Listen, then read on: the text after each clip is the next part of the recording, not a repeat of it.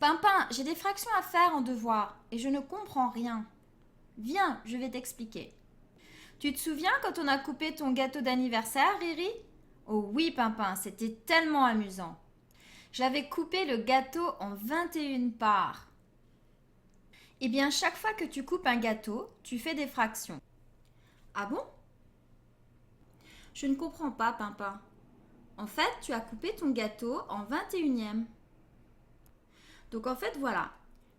Je coupe mon gâteau en 21 parts.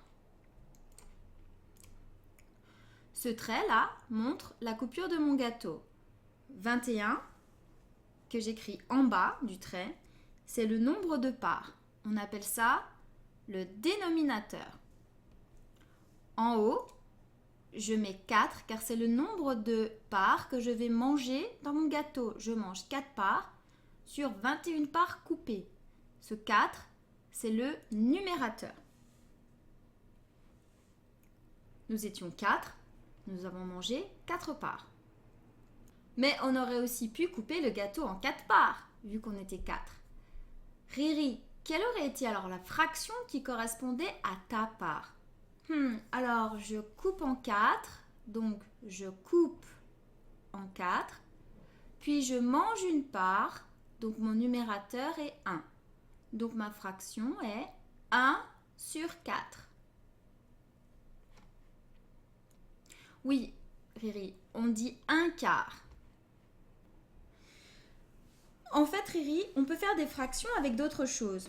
À chaque fois que tu coupes un objet en parts égales, tu fais des fractions. Mais attention, les parts doivent être égales. Ainsi, la pizza de gauche est coupée en 8 parts égales. Chaque part représente une fraction. Celle de droite est coupée en 4 parts. Mais aucune n'est égale. Les parts ne sont donc pas des fractions. Chacun de ces drapeaux représente des fractions. Chaque partie rouge du drapeau représente un tiers du drapeau complet. Un tiers, un tiers, un tiers. Ici, chaque partie colorée du rectangle représente un cinquième du rectangle complet. La partie blanche, quant à elle, représente 2/5 du rectangle. Voilà Riri, cela devrait t'aider pour tes devoirs. Oh oui, merci Pimpin, c'est une grande aide.